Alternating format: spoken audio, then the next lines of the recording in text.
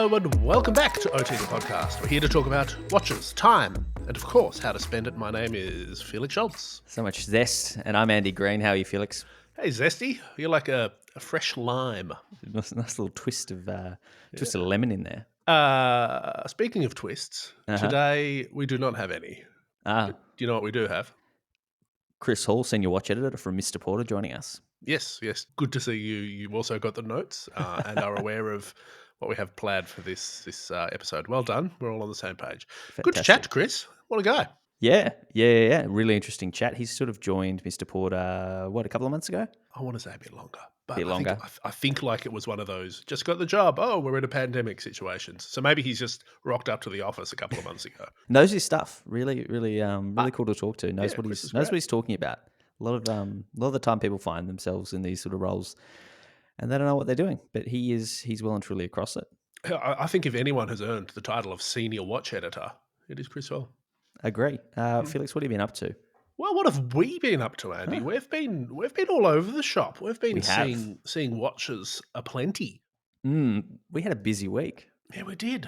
Turns out that some of the Richemont brands are peddling their wares around town, including our favourite Parisian-based jewellery / watchmaker, Maison Cartier.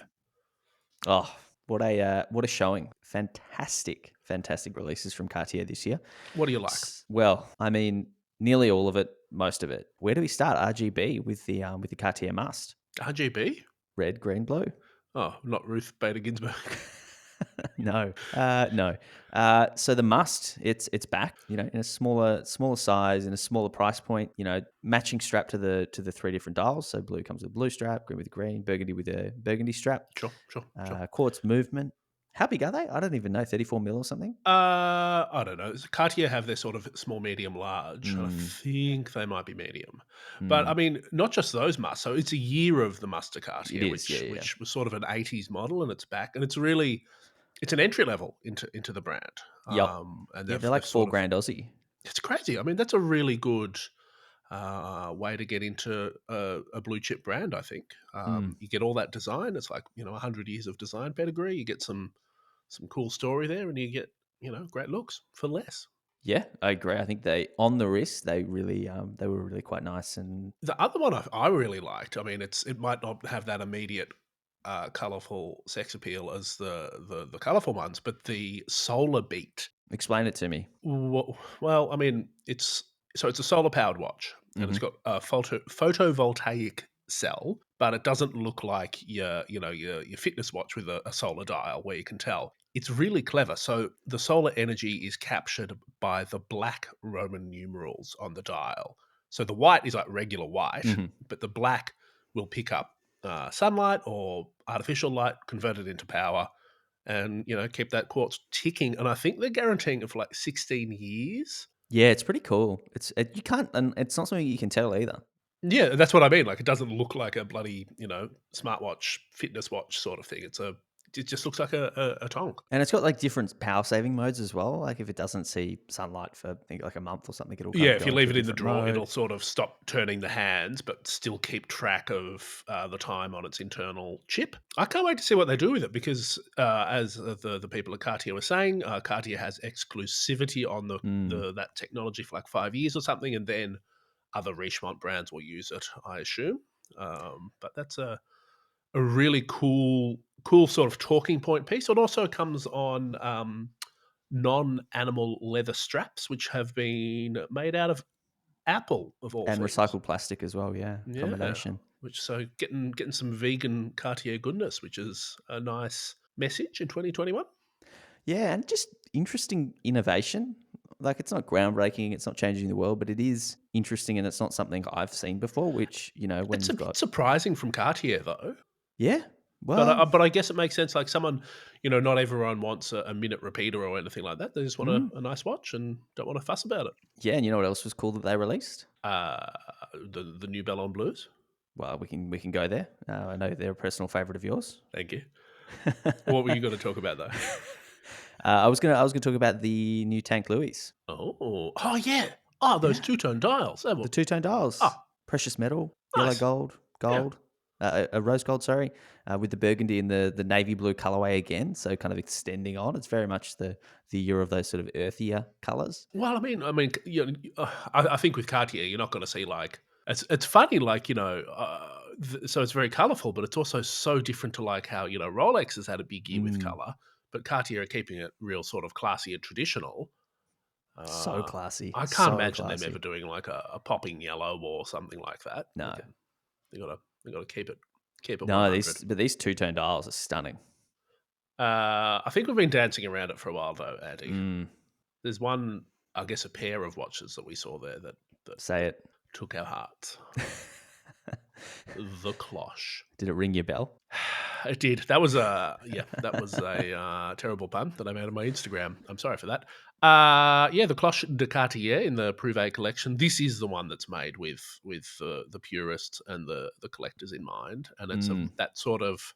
I'm going to say like a D. Like if you look at the case, it looks like a capital D, yeah, and the dial has been turned 45 degrees so that the 12 is where the 3 normally is, and it is elegance on a cake. I don't know. What do you think, Andy?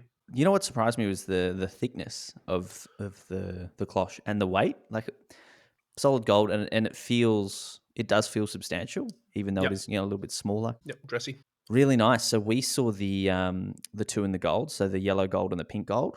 Yep. Didn't get to see the platinum, unfortunately. Yep. The yellow gold with the gold dial looked amazing. Whereas I felt myself drawn magnetically to the pink or rose gold with the anthracite dial, which had a little bit more Also nice. contrast. I mean, which it works out well that we both like different ones, because if we both got the same one, it would be an awkward, is that mine? Is that yours? Yeah, Sort of. now we know. Really nice though. Really surprising. I think this is going to really be a really hot watch, and it's going to be a hard one to get. That's what we were sort All of the all hearing. the all the Cartier that line are like, I think you think Mm, the asymmetric last year and the yeah. Centre models the year before that, they all have been like flawless releases, I think. Yeah, it was no stunning work. So some really Did you have a favorite? interesting. If you sort of walked out of the boutique with one of them on your wrist, what would it be? I would probably walk out with the must, with maybe like the navy blue must. Oh yeah, nice. And I think those. The other thing we were talking about there is like at the price, Mm. you could buy a 3 for the price of a like, uh, you know, automatic or manually wound caliber Cartier, and you get like a little trio of colourful watches. I just think it's like fun at the right price point. Like it's Yeah, it's still arguably $3,000-4,000 is a lot of money. It's quartz movement, so it's not high end watchmaking. And as you said, you're really paying for the design, but it's high it's autonomy also quartz, so it's like 5 year yeah battery and a bit more accurate yeah than usual, I think.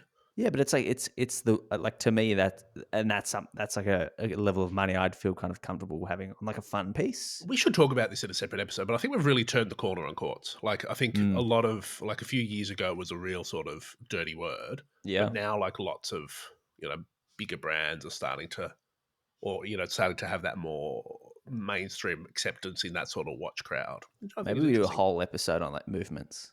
Oh God, Well, it's the I, same for in-house movements. So I was maybe we going to do. ask, yeah. I think maybe we're all sort of you know returning to sanity on that. I was going to ask you about the solar beat. Do you, as someone that occasionally uh, enjoys a vegan lifestyle, Andy Green, Hmm. does a vegan strap appeal to you? Yeah, probably more so than a leather strap. Okay. Do you avoid leather? I've never really noticed you. I guess you don't like. I don't think you wear leather straps really. Now that I'm thinking. I don't love like alligator straps. I know that Sure. they're a popular choice on brands like Cartier and JLC. They kind of are really stuck to that sort of high sheen of the alligator. Yeah. I'm not like really about the unnecessary Sure. use. So if you can avoid using it, I think that it's great. And they look pretty good. Like I wouldn't, Yeah, and if unless they had it stamped on the back, I wouldn't be able to tell the difference. Be interesting to see how they yeah, wear. yeah. As with everything, we've also dipped around the corner, as you said, to some of our other Richmond friends, IWC. Had a little Oh yeah, event with those they had a guys. little shindig just a few days ago, celebrating the launch of a new watch, and this was a case of really good timing. Like Yeah, they a had this live event. launch. Yeah, they had this as the watch embargo lifted, which very rarely happens to coincide with 7 o'clock on a Friday night in Australia. But no, we popped down to one of the Mercedes dealerships in Melbourne to see the launch of the new IWC and AMG collaboration, which has been a very long running partnership. But Has this was a been. bit different, Andy, in that I could be wrong, but this was the first non-ingenieur release. I think you're right. I could be. I could also be wrong. And also But not a limited edition, a regular core ooh, collection. yes, yeah, changing it up. The old Chris Granger. Mm. No, it was the IWC and AMG Pilot's Chronograph, which had a titanium case and like a woven carbon fiber dial with grey highlights. So it was very monotone, but interesting textural play. What did you think of it, Andy? It's a cool look. It's a smart, obviously it's a smart partnership, and the AMG cars have an IWC kind of dash clock, so it makes sense that you would do a release like this. If you're spending 2, 3, 400K on a car, it's a cool accessory, I guess, to throw in. I mean, Changing the wheels probably costs more. yeah, Yeah, it's a nice sure. looking watch. The dial is quite, often we see carbon fiber and it's sort of blacker. This Yeah. was a really like nice kind of fresh take on, I guess, a carbon fiber dial and sort of more, the color that we see the titanium in. What did you think? Yeah, I think carbon fiber dials, look, to be honest, they're not my thing. Mm. I would never spend my own money on a carbon fiber dial. I think they're really an acquired taste, especially with that sort of like woven look. But having said that, I think this was one of the nicer ones I've seen in a long time. Yep, Like it agreed. was, it's interesting. It had a real sort of 3D quality to it. Like you could see, like it wasn't actually Depth. 3D, but like there was sort of like an optical illusion effect going on with the weave of the dial, Mm. which was kind of cool. And I think they did a really, really good job matching the titanium to the dial. I would say I am well up for more titanium pilots watches though. That sort of bead blasted case looked hot and really Felt good on worked. the wrist. Yeah, yeah, yeah. It was nice. Well, I think enough of that. We've been doing other things accidentally together. Yeah, we just found out before we got on, like, we have this is a peek behind the curtain, dear listener. Sometimes we talk about things that aren't related to the podcast. And then what we do is we say, hey, we should talk about this on the podcast because everything is content. And we just stopped the conversation. Yeah. You been watching any movies recently, Andy?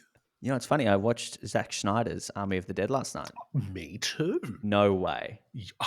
Who'd have thought that when it was released on Australian Netflix and was highly promoted, we'd both end up watching it?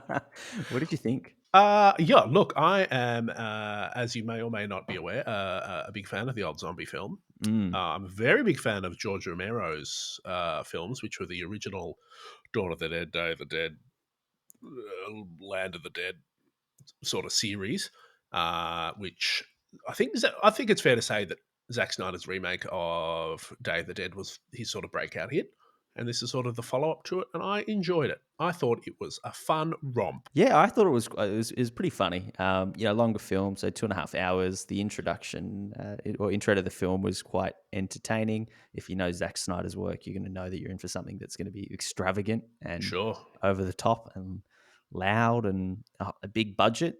Even for like a Netflix film, I think it was sort of 70 million US spent, so it's probably low It for looks him. good. I think that's the tax on Justice League, if I'm honest. But yeah, it was quite entertaining, shambolic at times. That's the But zombies. They have that like shambolic walk. yeah, and when I was researching, I was reading sort of someone compared it to like, oh, let's take Ocean's 11 and put zombies in there. Yeah, totally. So And how has that movie not been made before? To be honest. it has now. Yeah, no, really good. I really got into the cast. Like again, not a super huge. No George Clooney's in it, but we were talking. Dave Bautista's did a really good job. I felt he was added some depth, surprising depth perhaps, to what is essentially a two-dimensional Dirty Dozen ragtag group of mercenaries doing one last job. But yeah, I just really look. I mean, it's popcorn, but it's enjoyable. And I like the fact that there was a little. I don't know if it was. Do you reckon it was product placement? The guy that had the big buzzsaw and the Bose QC35 headphones just casually strapped to his combat Yeah, vest. yeah. I don't know why you would have headphones when you're kind of going into a apocalypse situation. Quite a few of them. The safecracker also had like orange headphones. So Well, I guess you need those to kind of hear like the movements of the maybe vault door, but yeah, I don't silly, know. silly and You need fun. all your senses when you're tackling a zombie army. Sure. Speaking of zombie armies, Mm. we've got to take a break. This week, we are very pleased to have the wonderful NOMOS Glashütte as our sponsors. The German brand has released some colourful new campus models. Felix, what do you think of them? You cannot go wrong with a club campus. They're an incredible way to get into NOMOS, and these 4 new versions are no exception. Andy, we'll get to the dials in a minute, but first of all, let's see what makes these new club campus models special. The watches are made, as you might guess, with graduates in mind, but really any milestone from a new job to a birthday works just as well. They're powered by the manually wound manufacturer Caliber Alpha and come with a solid caseback and complimentary engraving for that special message. Love that. Felix, what would you get engraved on yours to make it a gift that lasts a lifetime? No doubts, I would get Andy and Felix BFF since 2014. Love it. Yeah, so the club campus, it also represents an entry point into NOMOS. The prices on these watches start at a very fair 1,870 Australian dollars or 1,100 euro for our international friends, and that's for the 36mm model. There's a reason we always recommend these watches in our watch matchmaking. It's because they're hard to beat. Now, Andy, talk to me about the dials. Hard to beat and hard to miss, aren't they? There are 2 new dials, Absolute Grey and Future Orange. And let me just say, if this orange dial is anything to go by, the future looks bright. But seriously, these 2 dials have been inspired by the current mood. The grey represents all that homeschooling so many people around the world have been dealing with, and I reckon those Zoom calls and all that working from home.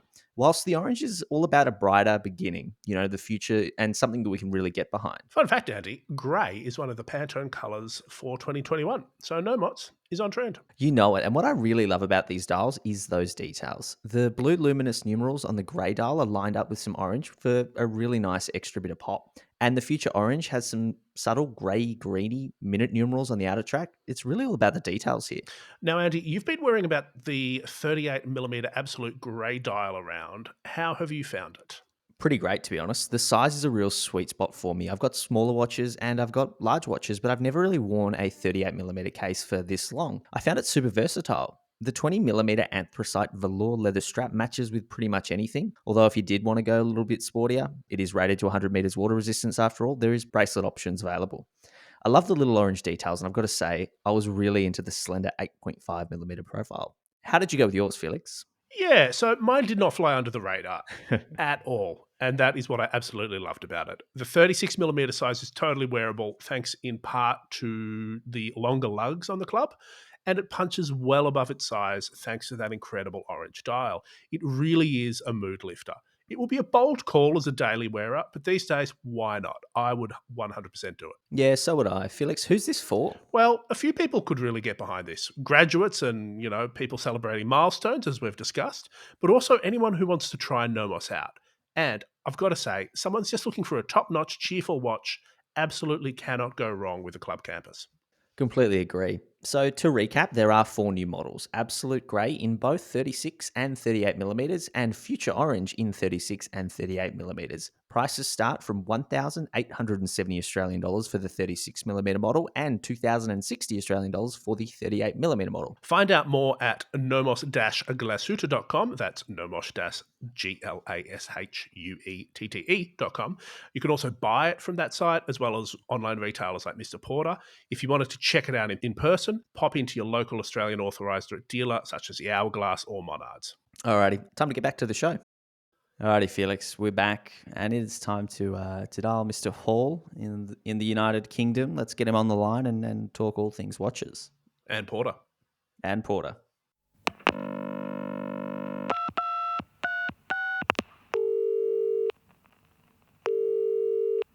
Okay, and Andy, today's guest is a journalist who's been writing about watches for years.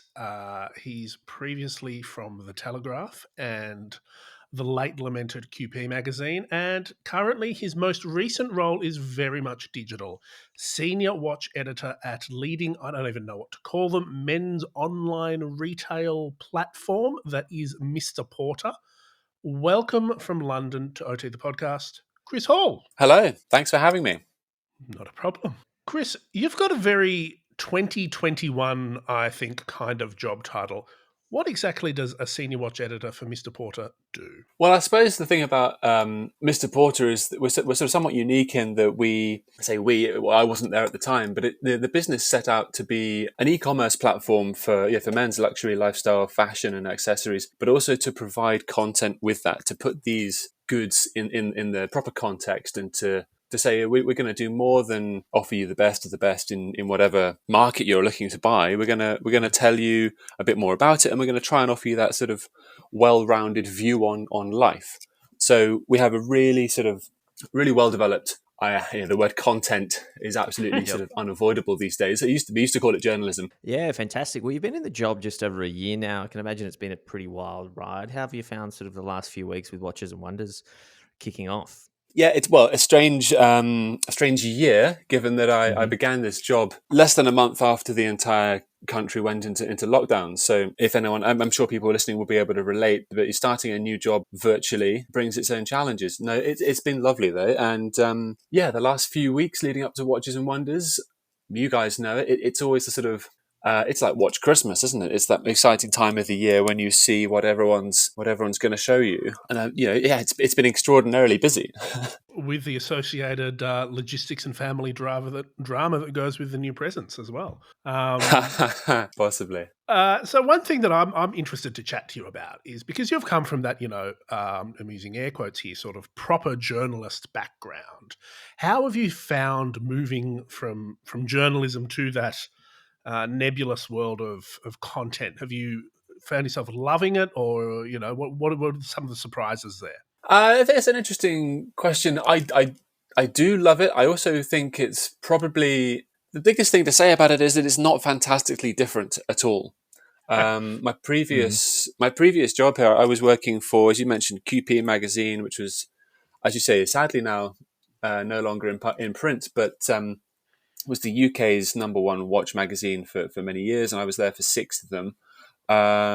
But what we created there, what we looked to do, the kind of stories we looked to tell, the way we looked to talk about products, it was very, very similar to the kind of thing I do now. We're looking to, you're looking to break down this world of watches, to explain it to people who are new to this sort of hobby and this passion, but also provide those who are really seasoned watch collectors something they didn't know, and do it all sort of with a smile. And that's very much the same idea now at Mr. Porter. It's not sort of, journalistically speaking, this was never all the president's men, but it's about informing and educating and entertaining, and those sort of remain very much the goals. Interesting. I also find it interesting that sort of in your particular little niche, what it mirrors what Mr. Porter does more broadly, which is take something that has been traditionally a very hands-on and real world process, that sort of buying of a high value luxury good, watches or jewelry or clothing or whatever it may be, and doing it in an online digital way. What from sort of your, what you've learnt along the way, and from Mr. Porter's perspective, what are the benefits of retailing online, pandemics excluded or included? The benefits of retailing online, at the risk of stating the obvious to anyone, it's universal, it's global. You can shop Mr. Porter around the world. That can't be said necessarily of sort of all other channels. It's fast. We intend it to be hassle free, and it's worth saying that we try to offer a service which is as personal as possible. We have a very well developed team of sort of in-house watch specialists on the personal shopping side, and if you're one of our watch customers, you get a very personal treatment, if you like. People are on hand to sort of guide you through the purchases. It's not as, I would hasten to say it's nowhere near as sort of detached as what some people would sort of envisage e-commerce as being, if that makes sense. Absolutely. That, in fact, that was sort of my follow-up question was, what does, because, to be completely transparent, I've not bought a luxury watch through, Mr. Porter, so I'm not entirely sure of what happens with that shopping experience. You're sort of talking about those personal shoppers. What does that look like? Like, is it just a chat box in the corner, or is it a bit more like a traditional relationship with your boutique dealer? What does it look like? Yeah, it's much more akin to that traditional relationship. People will be in touch over email or over WhatsApp with sort of our watch clients, and yeah, it's something that we sort of try and make an effort to be as sort of friendly and welcoming to you as possible. Of course, it's possible to click, add to basket, checkout, pay, done. Of course, here I am. It'll be with me today, tomorrow, if I'm like, and that's fine. You can go through that process and have the completely sort of contact-free experience if you're the kind of person who's already worked out exactly what you want, and you go, great, here it is, Panerai, Luminor, IWC Pilot. It's in stock. It's the one I want. Great, it'll be here before I know it. You can of course do that, but if you're eyeing up, I don't know, a Vacheron Constantin tourbillon. Sure.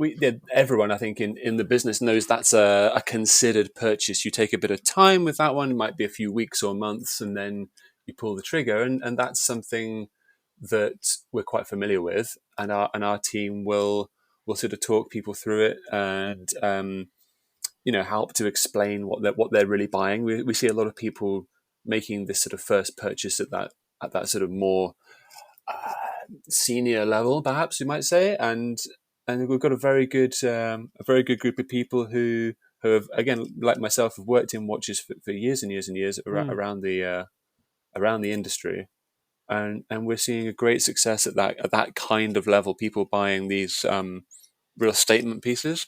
So Mr. Porter was quite early on in the sort of the e-commerce space for watches. I remember sort of maybe 8 years ago now, kind of seeing select brands, and obviously it's grown and grown and grown. What have you kind of identified since starting with Mr. Porter in terms of what's popular in terms of those high value sales? Like, what are people comfortable actually buying? As sort of Felix pointed out, it's not the same as buying a nice jacket or some shoes. It's a very kind of personal and big purchase. Mm.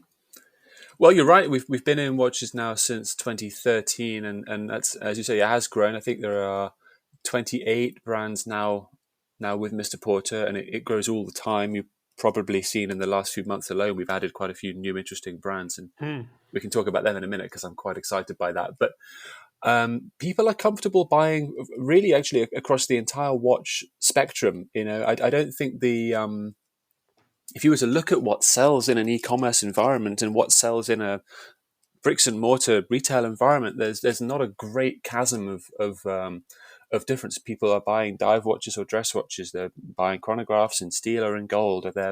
It's actually, I've been refreshed to see that it is a really, really varied customer and a varied sort of offering that's selling through us. And I think that speaks to the fact that watch fans are getting much, much more comfortable with the e-commerce proposition. And we said, pandemic accepted, of course, we can't ignore it. It's definitely changed the way people shop, and perhaps it has accelerated people's enthusiasm to shop online. But I think it was a change that was happening anyway. Yeah, right. One thing I just want to sort of ask quickly, you've sort of said that, watch fans are getting more comfortable buying online. The people that are buying watches through Mr. Porter, do you have any idea, are they buying across Mr. Porter categories and watches as well, or are they coming to you specifically for watches? I mean, there's a bit of both. I hate to give the sort of the equivocating answer, but it genuinely does span both. We have long-standing customers who, for want of a better phrase, let's say fashion customers or men's style customers who are noticing what we do in watches and, yes, spending the money there with us. But we also, and I think this is because we've really made great inroads with the kind of high-end independent watch brands that we're representing, that we're taking on. We're having a great deal of success with the kind of watch customer who is out for a Beauvais or a Laurent Ferrier or a Moser or a Ressence, for example. And those, as you understand, they're very those are sort of serious watch purchases and the kind of watches you come to after spending some time in this game. So it's a bit of both. Yeah, sure. Amazing. So what are some of these new brands that you're excited to talk about and tell us about? Well, I just mentioned one of them. H. Moser is the most recent independent to come on board. They were sort of unveiled just before Watches and Wonders, so just at the start of April. And I personally have been a big fan of what they do for a long time. Had the pleasure of getting to know them over the last few years, and I think not alone in this opinion, but I think what they do is really quite special. But earlier in the year, in January, we welcomed Laurent Ferrier, another personal favorite. I'm not choosing these, but that just happens to be something I'm really happy about. Yeah. And who else? I mean, Chopard have come on board. Oh, nice. And I think that's quite exciting. The Alpine Eagle Chronograph is a watch I haven't actually had a chance to get a hold of yet, but I'm really quite fond of it. I could go on. Hermès has just signed up to sort of work with us, and we've seen a huge positive reaction to their new piece, the H08. I think it's very cool. Very cool It's a watch lovely indeed. watch. What did you think of Moser's April 1st release, the Second Eraser watch? Yeah, A bit of a I prankster mean, company, aren't they? it's good fun, isn't it? The time we're speaking, I spoke to Edouard Mélon, CEO of Moser, yesterday, in fact, So did about I. this, and he said he has. Oh well, he's a busy man. Um, So are you. Yeah, clearly. No, yeah, he explained that he was fond of putting this out on April Fool's Day because he wants to keep everybody guessing and keep everybody on their toes. But he was pretty proud of being the first brand to work with Second on a new watch piece, because Second is this Parisian sort of I say aftermarket. That sounds less glamorous than it is, but he customizes vintage pieces in ironic artisan and watch fun ways. customizer. There we go. the world's one and only. You know what? And we wrote about him in QP a few years ago. Very big fan of the sort of the quirky take, this Parisian sense of humor, this style he has. And I think I wasn't expecting to see this happen, but it makes perfect sense that it was Moser who took that leap of faith, because they share a sense of humor. They share, I think, an attitude to the watch Yeah. world. I think the piece is great fun.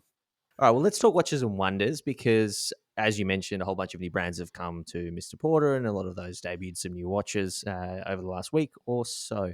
What have your Yeah. picks of the fair been so far? My picks, I think one watch has worked its way sort of solidly into my affections, and it's been the new Reverso in green. Oh, yeah. This new Jaeger LeCoultre Reverso. We can talk about the whole green watch thing in a bit, perhaps, but this just, the minute I saw an image of it, first of all, it just sort of spoke to me, and it's been the same ever since. I saw it in person just at the start of the month, at the start of April, when it launched, and it sort of confirmed what I'd thought. I really, really like this watch, and I don't know if I think a couple of years ago you would have said you're going to sort of fall in love with a green dial with matching green Casa Fagliano leather strap. I would have believed you, but it's the case. Is it your taste that have changed, or the watch has changed you? Are you at an age now where you can appreciate a fine Reverso, or have we moved our collective taste more broadly? I don't know what you're saying about my age. I don't feel the advancing years are to blame. But no, I've always liked the Reverso, and perhaps it's just been that in the last few years, maybe even since the first Tribute reference, which is going back a bit now, I've sort of really warmed to the pared back versions that they've brought out. The burgundy one from last year, I admired it because I thought it was beautiful in its own right, but I probably wouldn't have been able to pull it off. So I think when the green came out, I thought, yeah, okay, now there's one that I think I could just about carry that off. But there were other pieces as well that, having had a chance to hold them and see them and try them, the new Bronzo from Panerai. Now we've got a 42mm reference there that puts it in a wearable sort of bracket for me. I don't think I can ever really commit to the 47mm submersible. It's a huge sort of template of a watch, but that piece is great. I think, again, the color is really fantastic. You think this is gonna revive Panerai a little bit with the that sort of more diehard enthusiast community? That more approachable 42mm case. I think Panerai I think what they've been doing lately it's been pretty smart in the sense that the diehards, as far as I can see it, others may feel differently, but I think the diehard audience has always been well catered to, and Panerai has made efforts to make sure there's a Panerai for everybody, and broadened its offering to include different sizes, different colors in the Jouet, different case thickness, to try and say, if anyone has the idea that a Panerai is an overwhelmingly big watch and will therefore be difficult for you to wear, that hasn't been the case for some time. And I think they've been quite clever in diversifying what they do without necessarily diluting those sort of core designs that the whole brand is built on. And they keep doing fantastic things in different cases as well, which I think is worth noting. Yeah, definitely. And what about IWC? They had a pretty strong catalog that they've released so far. Again, we're sort of seeing a shift downwards with the Big Pilot 43 and some of the Chrono 41s. Very commercially savvy in the size and the price points. What do you think of what IWC came up with? Yeah, but you've said it. I mean, it's a savvy direction. It's a smart direction. I think taking the Pilot's chronograph down to 41, which correct me if I'm wrong, I think the Pilot's Spitfire was already there, and now this just joins it at that case size. I think that's a great smart move. Purely selfishly speaking, again, it puts it right in the sweet spot for a watch that I would actually look to buy. and another set of green and blue dials where previously your choices were more limited. And again, that's no coincidence. I think people are reacting, brands are reacting to the need for greater variety on every level. Yeah, I think you're absolutely right, and I want to ask you about that in a second. But first, I want to ask you about a watch that you mentioned in passing, and I'm dying to know if you've seen it physically, the new Hermès H08. Have you tried that on yet? Yes, I have. How is it? It's very cool. It's quite unlike anything else you can sort of imagine at that price point, or even at any price point. To be completely honest with you, the case is not quite square, not quite round, and of course there are watches that do that, but not quite in this way. It's a very Hermès thing to have done. There's an awful lot of interesting case finishing and interesting sort of design techniques at work. I had a conversation beforehand with George Bamford, because he is smitten by the watch, but he was sort of saying, 39 millimeters isn't big enough. And I said, absolutely no way, you're dead wrong. I'm afraid, George, this is the perfect size. And when we saw it up close, I'm pleased to say he agreed with me. It wears slightly bigger than it sounds because of the shape of the case. Yeah.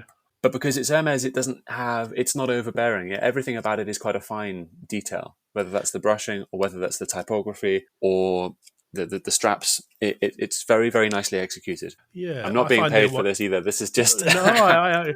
Neither am I, sadly. I find their watchmaking very refreshing, and I think it's because they don't, they don't come from that pure Swiss tradition of a couple of 100 years of watchmaking, so they can kind of have a bit more fun with it. I can't wait to see it. I'm really, really into it. I think you'll like it. Yeah, I think I will too. One thing that, speaking about trends, I was just hanging out on the convenient Watches and Wonders portal a little while ago, and I saw a panel coming up in a few hours for what will, what is it? What will be the trends in 2021? How did the 2020 Annus Horribilis influence the style, the technique, and the complications? One of the speakers on that panel was yourself. Yes. Do you care to give us a sneak peek?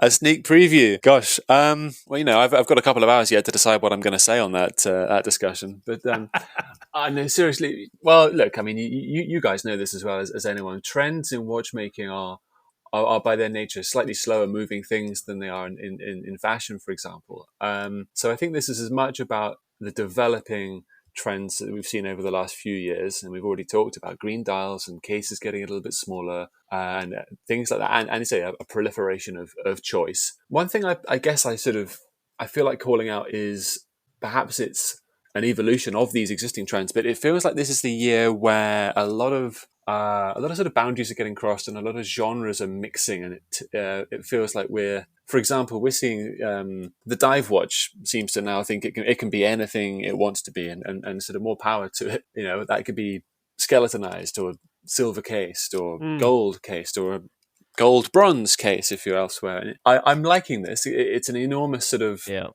it's a positive thing, I think.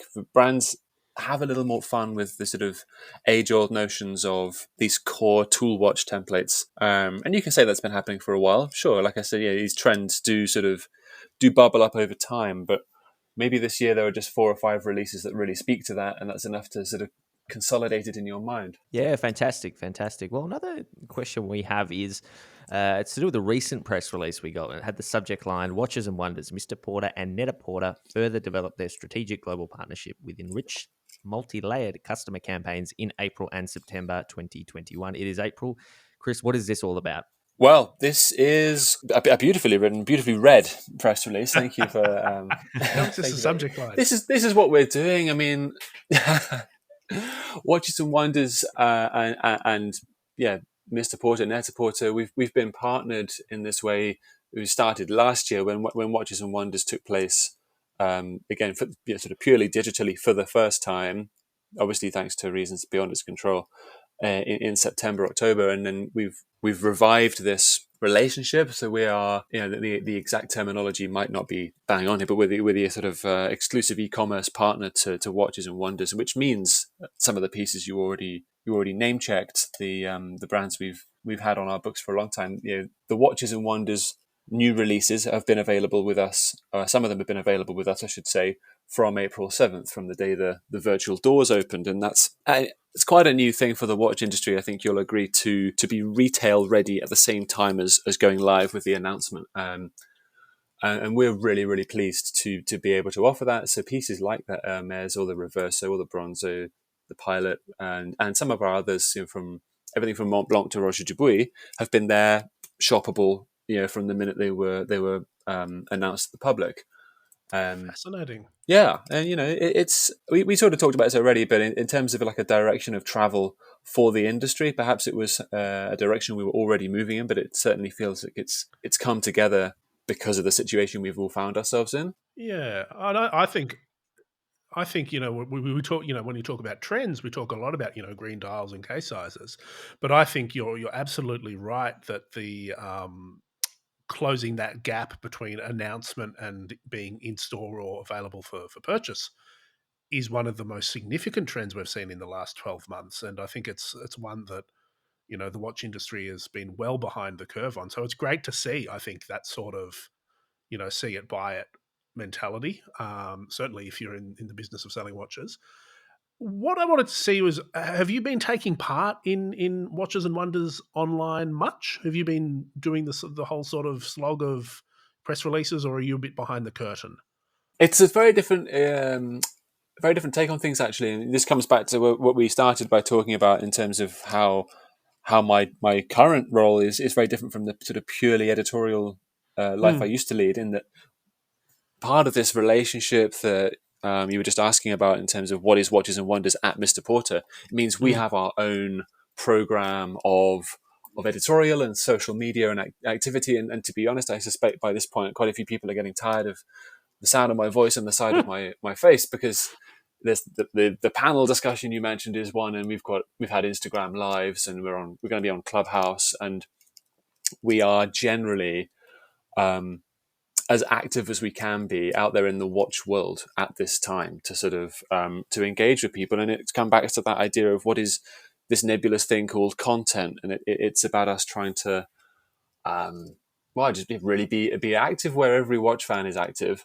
and show that we are, so we're with our experts, and we're involved in watches, not just from a point of view of being an e-commerce platform, but from a point of view of really wanting to get involved and talk about watches, because we share that same passion for them. So I could bore you for hours, trust me. Suffice to say, there's been a lot going on. Well, Chris, I find that really interesting, because Mr. Porter's, been one of those aspirational. Well, it started off as an aspirational platform for me. Sort of in my early 20s, you'd go on there and look, and even for the style itself and the outfits and the way it was all put together, and a lot of it was at that high, luxury price point, but you would still kind of look at it as a young guy and kind of pick out things that you would aspire to own. And what I want to kind of get your take on, being a year into the role and now having a bit of experience in this realm is, how do you balance the sort of the need to obviously promote the brands that you have,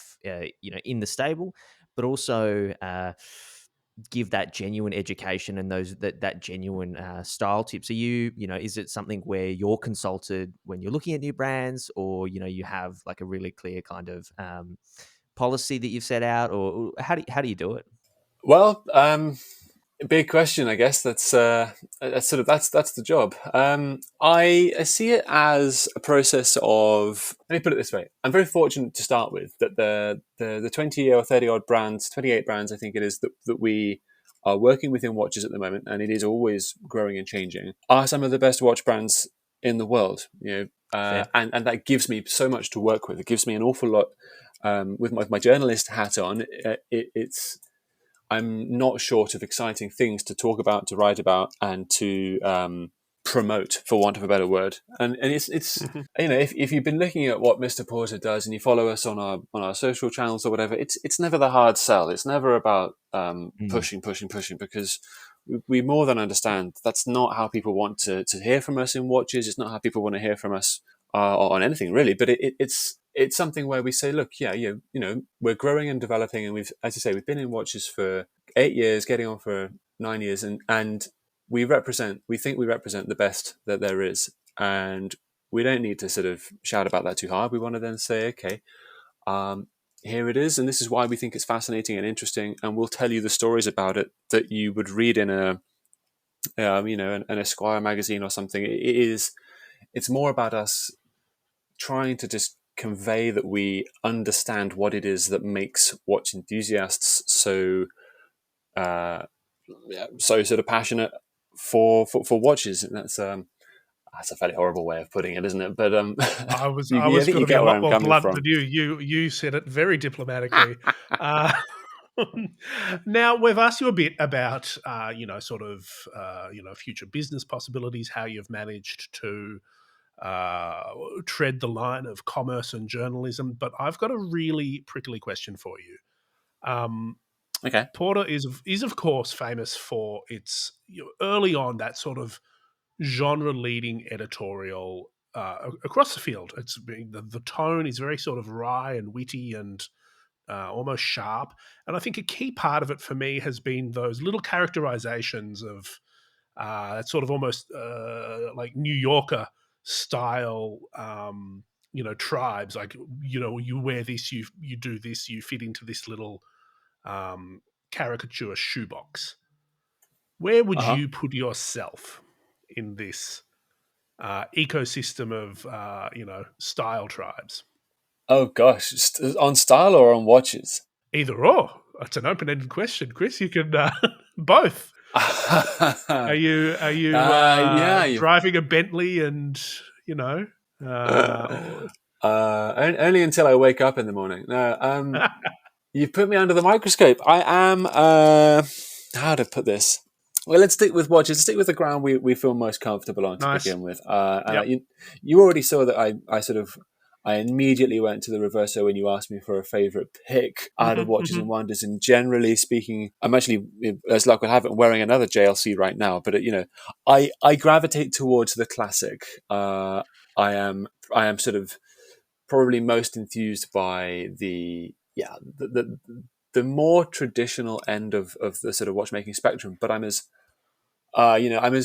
full of exceptions as that can be. So that I will go absolutely nuts for a Renaissance, for example, that is the other direction entirely. God, and on a fashion level, I definitely didn't come on here to tell you anyone about my dress sense.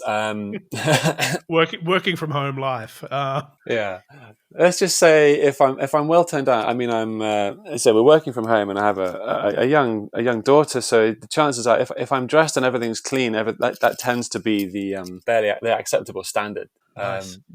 Well, Chris, what we do to wrap every episode, we are cautious of time, and we know you've got that Watches and Wonders panel to get to, which I think is probably quite soon. What we do with every guest is we ask for a recommendation on something that they've been enjoying, just something that kills the time, whether it's, a podcast, a book, a movie, a film, a TV series, something on Netflix. But if you've got something that you think the listeners would enjoy, now's a chance to recommend it. Okay, sure. So, Felix, you mentioned cars just a second ago there, Sure. and the thing I want to recommend, it may well be very well known to a lot of people, because I make no claims to be ahead of the curve on things like this. I tend to come to stuff a little later than others, likely because the aforementioned toddler and busy work life. But I want to recommend Netflix's Formula One Drive to Survive series. I'm right now mainlining season 3 of this, and as a big car fan, it was illuminating to me, because it's taken Formula One, a sport which I think a lot of people would appreciate, has had a few image issues over the years,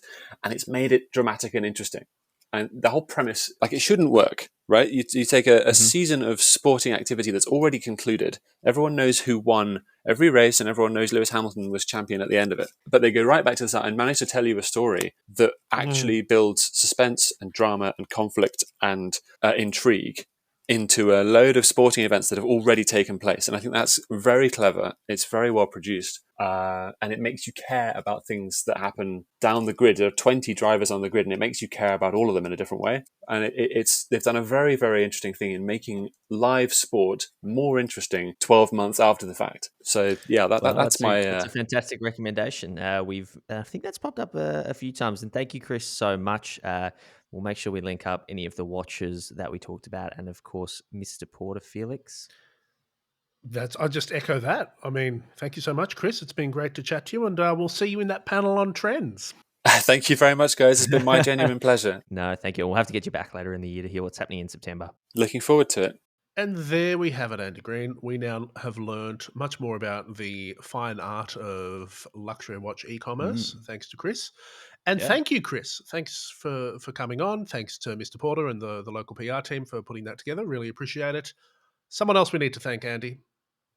This week's sponsor, NOMOS. Love having them back. Oh, so good. Welcome back. Oh, they're just great to deal with. Also, conveniently, they're available on Mr. Porter. Look at that. What a coincidence. Andy, how do people get in touch with us if they want to send us an email of anger and hate? Yeah, or praise. otthepodcast@gmail.com, or you can hit us up in the DM, ot.podcast on Instagram. And if you like OT, subscribe, tell your friends, tag us in your Instagram stories, do all of that. Share it. We'll see you next time. Forward it to your friends, forward it to your aunt. Positive reviews. Just get around it. 6 stars, 6 out of 5. All right. Yep. See you guys. Bye.